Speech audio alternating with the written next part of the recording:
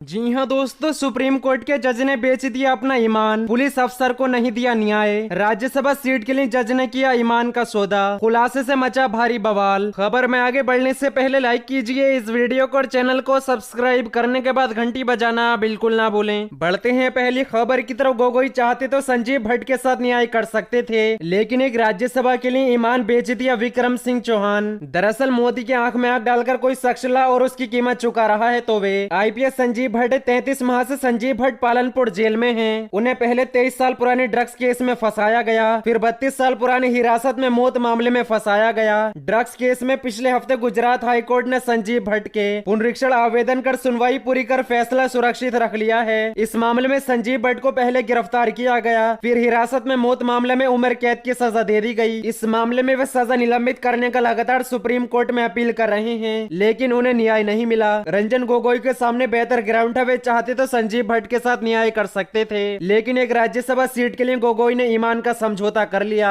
बाद में न्यायमूर्तियों ने भी वही किया। संजीव भट्ट की पत्नी श्वेता, उनके बेटे शांतु, बेटी आकाशी संजीव भट्ट की रिहाई के लिए कभी हाईकोर्ट तो कभी सुप्रीम कोर्ट का चक्कर काट रहे हैं, लेकिन न्याय का दरवाजा बंद है। सबको पता है कि ये किसके इशारों पर हो रहा है। संजीव भट्ट सच बोलने की कीमत चुका रहे हैं। ये बात चर्चित है गुजरात दंगे के वक्त। 27 फरवरी 2002 की रात को एक कॉलेज मीटिंग में मोदी ने संजीव भट्ट सहित 8 आईपीएस को मुस्लिमों को सबक सिखाने की बात कही थी। बाकी सब आईपीएस ने हाँ कह दिया, पर संजीव भट्ट ने मना कर दिया। उन्होंने कहा लॉ एंड ऑर्डर हमारी ड्यूटी है और एक आईपीएस के रूप में इसे पालन करना मेरी जिम्मेदारी है। ये बात मोदी को नागवार गुजरा बताते हैं। उनकी आंखें इस विरोध से लाल हो गई थी। 2011 में आईपीएस संजीव भट्ट को निलंबित कर दिया गया। उन्हें मोदी ने साबरमती जेल में डाल दिया। फिर केंद्र में आने पर 2015 में पुलिस अधिकारी के रूप में उनकी सेवा भी खत्म कर दी। संजीव भट्ट हार मानने की जगह लगातार लड़ रहे हैं। मोदी को ये बर्दाश्त नहीं हुआ, इसलिए पुराने मामले में संजीव को जेल में डाल दिया। एक गुजराती एक्टिविस्ट ने दावा किया कि जेल में संजीव भट्ट को शारीरिक और मानसिक प्रताड़ना दी गई है। संजीव भट्ट के लिए जोर से सत्ता से टकराती उनकी पत्नी श्वेता पर हमला भी हुआ।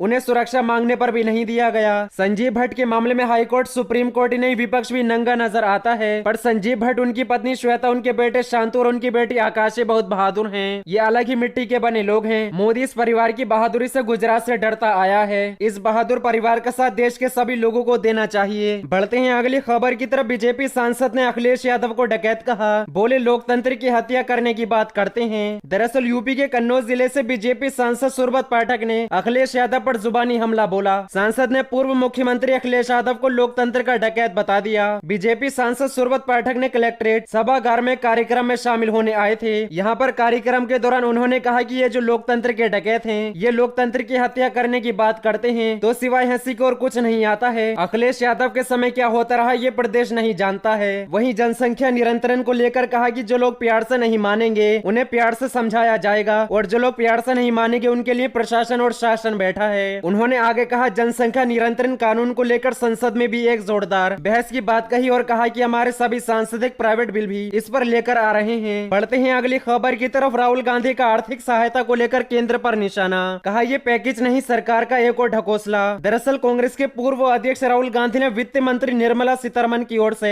1.1 लाख करोड़ की ऋण गारंटी योजना समेत कई कदमों की घोषणा किए जाने को एक ढकोसला करार देते हुए मंगलवार को कहा कि इस आर्थिक पैकेज से कोई परिवार अपने रहन खाने, दवा और बच्चों की स्कूल की फीस का खर्च नहीं कर सकता। उन्होंने ट्वीट किया वित्त मंत्री के आर्थिक पैकेज से कोई परिवार अपने रहने खाने, दवा, बच्चे की स्कूल फीस का खर्च वहन नहीं कर सकता। पैकेज नहीं एक और ढकोसला। पूर्व वित्त मंत्री और कांग्रेस के वरिष्ठ नेता पी चिदम्बरम ने कहा कुछ बुनियादी सच्चाई, कोई बैंकर कर्ज के बोझ के तले दबकर कारोबार को शरण नहीं देगा। कर्ज के बोझ से दबे या नकदी की किल्लत का सामना कर रहे कारोबार अब और अधिक कर्ज नहीं चाहते, उन्हें कर्ज से इतनी पूंजी की जरूरत है। उन्होंने इस बात पर जोर दिया उस स्थिति में मांग अर्थव्यवस्था में गति नहीं आएगी जहां नौकरियां खत्म हो गई हो और आय कम हो गई हो। इस संकट का समाधान यह है कि लोगों के हाथ में पैसे दिए जाएं, खासकर गरीबों और मध्य वर्ग की मदद की जाए। गौरतलब है कि वित्त मंत्री निर्मला सीतारमन ने कोविड-19 महामारी से प्रभावित अर्थव्यवस्था को गति देने के इरादे में स्वास्थ्य क्षेत्र में बुनियादी ढांचे में सुधार के लिए 1.1 लाख करोड़ रुपए की ऋण गारंटी योजना समेत विभिन्न उपायों की घोषणा की है। साथ ही उन्होंने सूक्ष्म, लघु, मंझोले उद्यम क्षेत्र के लिए आपातकाल ऋण गारंटी योजना के तहत सीमा 50% बढ़ाकर 4.5 लाख करोड़ रुपए किए जाने का ऐलान भी किया गया। बढ़ते हैं अगली खबर की तरफ। अखिलेश यादव ने बीजेपी पर लगाया धांधली का आरोप, अगले विधानसभा चुनावों में 350 सीटों पर जीत का किया दावा।